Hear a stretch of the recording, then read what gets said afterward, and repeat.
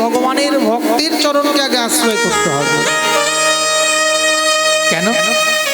আপনি সরাসরি ভগবানকে ভালোবাসবেন, ভগবান আপনাকে দেখা দিতেও পারে নাও পারে। কেন? বললেন যে আমাকে একমাত্র বেঁধে রেখেছে কে? বললেন যে সাধুগণ, আমার অকিঞ্চন প্রেমিক ভক্তগণ। যার কারণে সাধু হৃদয়ম মধ্যম সাধুনাম হৃদয়ম তুহম, বলেন যে আমার থেকেও প্রিয় আমার সাধুগণ।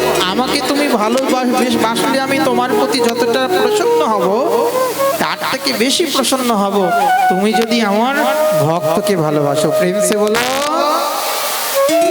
আচ্ছা, মায়ের সামনে যদি মায়ের শিশুকে কেউ ভালোবাসে, মার মনটা বেশি খুশি হয় কিনা?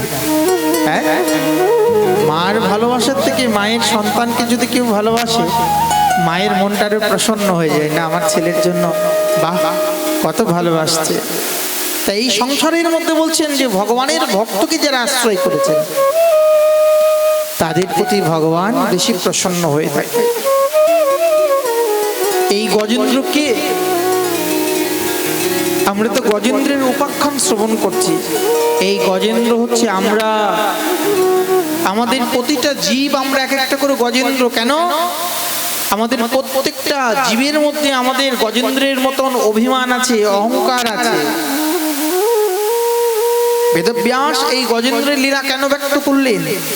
বললেন যে আমরা যে সংসারী জীব, গজেন্দ্র যেমন বনের মধ্যে দিয়ে মদমত্ত হয়ে ঘুরে বেড়ায়, আমরা এই সংসারী জীব।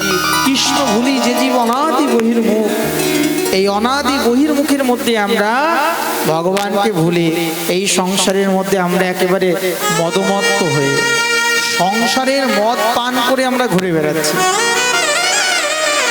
যার কারণে কৃষ্ণের প্রতি যে আমাদের স্মৃতি, কৃষ্ণকে যে আমাদের ভালোবাসা দরকার, সংসাররূপী অমৃত এত করে পান করছি যে ভালোবাসা আমাদেরকে একেবারে দূরে সরে দিচ্ছে। প্রেম সে বলো।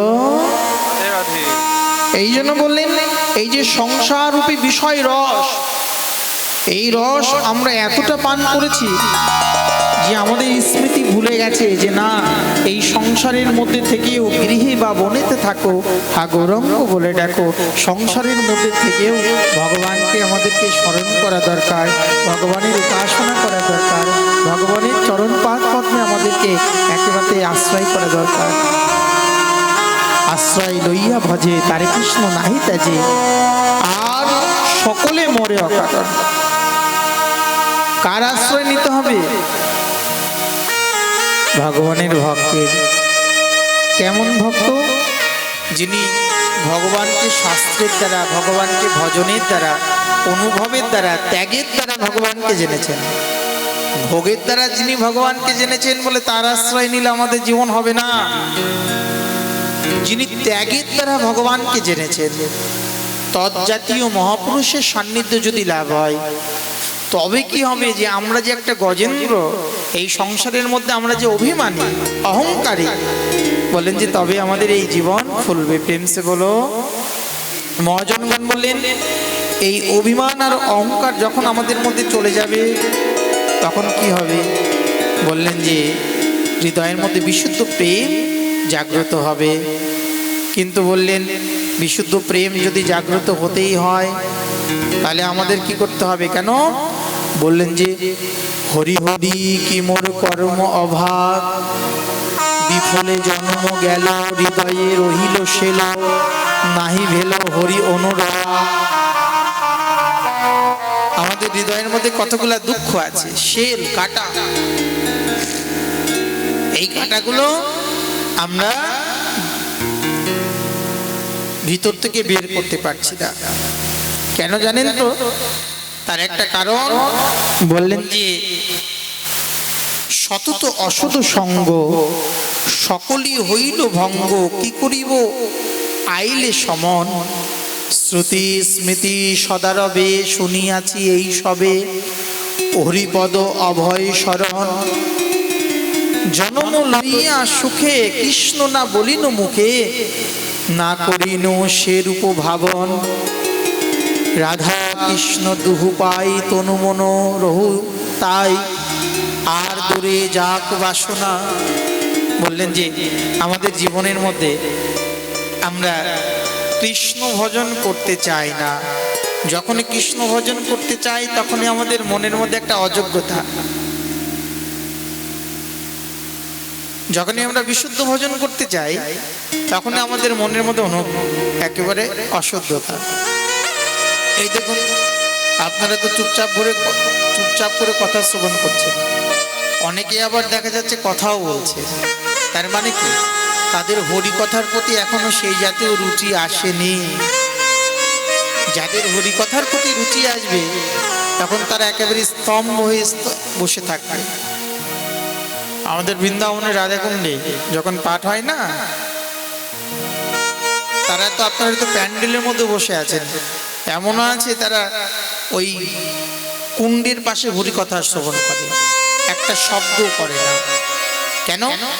তাদের কাছে ওই হরি কথাটা প্রয়োজনীয়। এই জন্য হরি কথা শ্রবণ করতে গেলে আমাদের কি প্রয়োজন? আমাদের প্রয়োজন একাগ্রতা।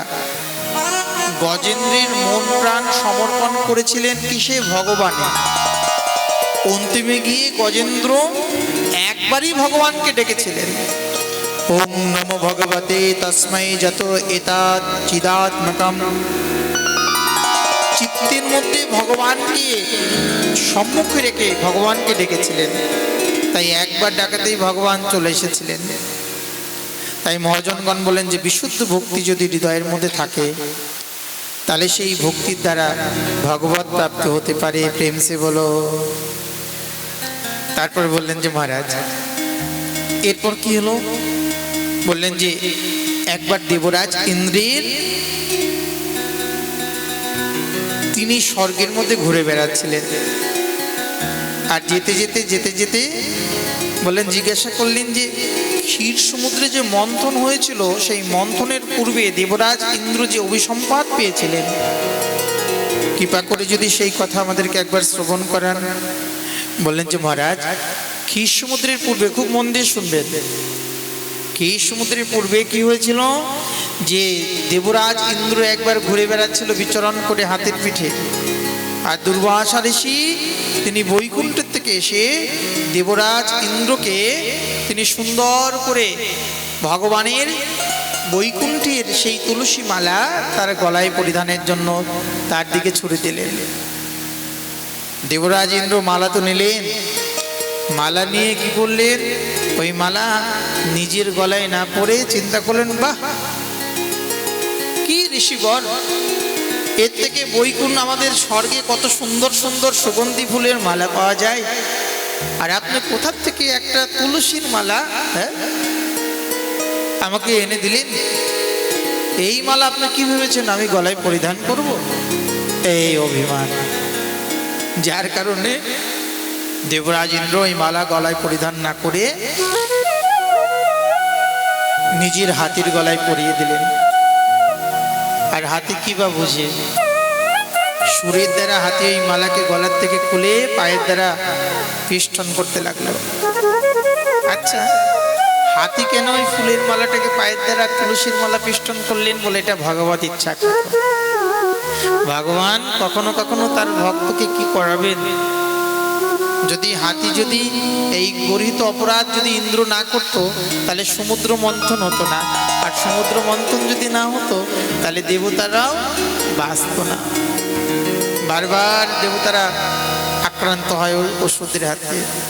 কিন্তু এই যে তুলসীর যে অবমাননা করলেন, এই অবমাননা করার জন্য দুর্বাসা ঋষি অভিসম্পাদ করলেন, যাও ভগবানের গলার প্রসাদী তুলসী মালা তোমাকে আমি ভালোবেসে দিলাম, তুমি দেবরাজ ইন্দ্র দেবতাদের রাজা, আর তুমি এই মালা গলায় পরিধান করে এইভাবে না করে অপমান করলে, আমি তোমাকে অভিসম্পাদ করছি। যাও, তোমার যে অহংকার, তোমার যে ইন্দ্রত্ব পদের অহংকার, তোমার সমস্ত ঐশ্বর্য নষ্ট হয়ে যাবে, শ্রী নষ্ট হয়ে যাবে। এই জন্য একটা কথা মনে রাখবেন, যদি কোনো সাধুগুরু বৈষ্ণব কখনো কদাপি কোনো সাধুগুরু বৈষ্ণবকে অপমান করবেন না, দুটা কটু বাক্য বলবেন না। কেন? তিনি হয়তো আপনাকে কিছু বলবে না, কিন্তু ভগবান বলছেন যে আমার ভক্ত হয়তো ক্ষমা করে দিতে পারে, আমি আমার অপমান সহ্য করতে পারি, কিন্তু আমার ভগবান ভগবত ভক্তের অপমান আমি সহ্য করি না। এই তুলসী মালার অপমান দেখে তিনি রেগে গিয়ে বললেন যে আমি তোমাকে অভিসম্পাত করছি। এই যে তুলসী, এই তুলসী কে? এই তুলসী হচ্ছে ভগবানের অঙ্গজাতা। অনেকেই বলেন যে এই তুলসী মালা গলায় পরিধান করাটা ঠিক নয়, অনেকেই বলেন নিরামিষ খাওয়া ঠিক নয়, দুর্বল হয়ে যাবি, কষ্ট পাবি। যারা বলেন, চলুন না আমাদের সাথে গিরি গোবর্ধনে চলুন, আপনারা আমাদের সাথে হাঁটা শুরু করুন। আপনারা তো অখাদ্য কুখাদ্য খান আর আমরা নিরামিষ খাই, আমাদের সাথে হাঁটা শুরু করুন। কতক্ষণ হাঁটতে পারেন? একটা কথা বলুন তো, হাতি কি মাছ মাংস খায়? তাহলে হাতির গায়ে বল কি আমাদের থেকে কম আছে? ঘোড়া কি মাছ মাংস খায়? আমরা ঘোড়ার থেকে কি আমরা বেশি শক্তিশালী? আচ্ছা বলুন তো, হরিণ কি তিনি মাছ মাংস খায়? হরিণ এক লাফে 21 পা। বাঘ মাংসভোজী আর হরিণ তৃণভোজী, তথাপি হরিণ কি করে যে বাঘ এক লাফ দিলে পা যায় হচ্ছে 19 পা, আর হরিণ এক লাফ দিলে যায় 21 পা। তাই মহাজনগণ বলছেন, এই সংসারের মধ্যে আমরা যারা ভগবানের তুলসীর অপমান করি, অবমাননা করি, আমাদের জীবনে অপরাধ হবে। আমাদের বাড়িতে প্রত্যেকটা আঙিনাতে যে বাড়িতে তুলসী নেই, এই তুলসীর মহিমার কথা কেন বলেছে জানেন তো? মায়েরা খুব ভালো করে শুনবেন।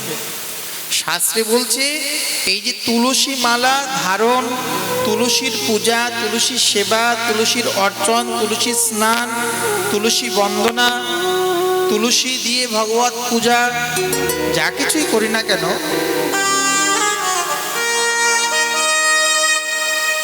আমাদের দাদাশ্রী এসেছেন, পরম ভাগবত প্রভুপাদ শ্রী শ্রী কৃষ্ণচন্দ্র গোস্বামীপাদের একান্ত অনুগামী ভক্ত। সকলে তার জন্য একবার হৃদয় গৌর হরিব, প্রেমানন্দ হরিব।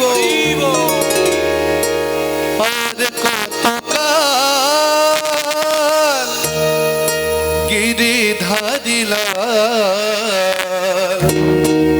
আড়ালে আড়ালে রবে,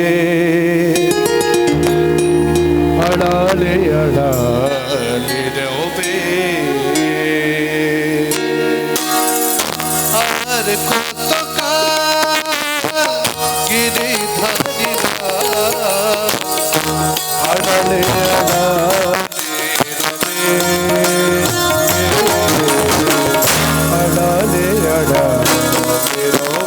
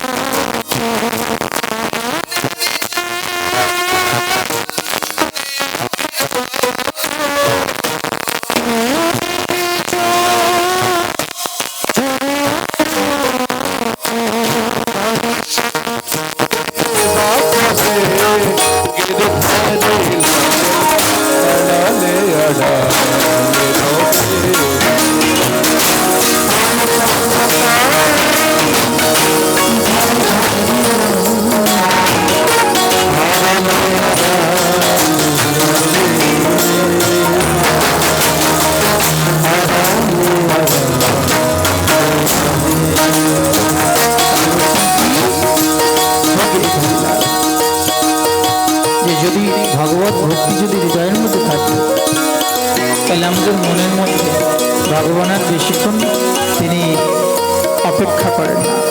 কিন্তু যদি অভিমান, অহংকার, খুঁটিনাটি যদি আমাদের মনের মধ্যে থাকে, বিষয়ের অহংকার যদি থাকে, ইন্দ্রের এই তুলসীর প্রতি অহংকার, আর এই অহংকার ভগবানের ভক্ত কি করলেন? অবসম্পাদ করে দিলেন। তাই মহাজনগণ বলছেন, এই যে তুলসী মালা, খুব ভালো করে মন দিয়ে শুনবেন মায়েরা। অনেকেই প্রশ্ন করেন যে তুলসী মালা কি আমাদের গলায় পরিধান করা যায় দীক্ষা না নিয়ে? দীক্ষা পুনশ্চর্যাবিধি অপেক্ষা না করে জিহ্বাগ্রে স্পর্শে আচাণ্ডাল উদ্ধারে বললেন যে যেমন হরিনাম যেমন তেমন যেন তেন প্রকারেণ করা যায়, তেমনি তুলসী মালাও সর্বত্র সর্বক্ষণ গলায় পরিধারণ করা যায়। প্রেমসে বলো। আচ্ছা, আপনারা তুলসী মালা যখন আপনারা প্রকট দেহে জীবিত অবস্থায় থাকেন না, গলায় পরিধান করেন, করতে চায় না অনেকেই। আর যখন কেউ মারা যায় তখন গলায় তুলসী, কপালে তিলক। আচ্ছা, যিনি চলে গেছে তার কপালে তিলক আর সেখানে তুলসী দিয়ে কি লাভ? জীবিত অবস্থায় তুলসী মালা গলায় দিলাম না, আর জীবিত অবস্থায় আমরা ভগবানের তিলক ধারণ করলাম না। মহাজনগণ বলছেন যে তুলসী মালা, বিষ্ণু ধর্মোত্তর সংবাদে বলেছেন যে যিনি তুলসী কাষ্ঠের মালা কণ্ঠে ধারণ করেন তিনি অশুচি বা আচারহীন হলেও নিঃস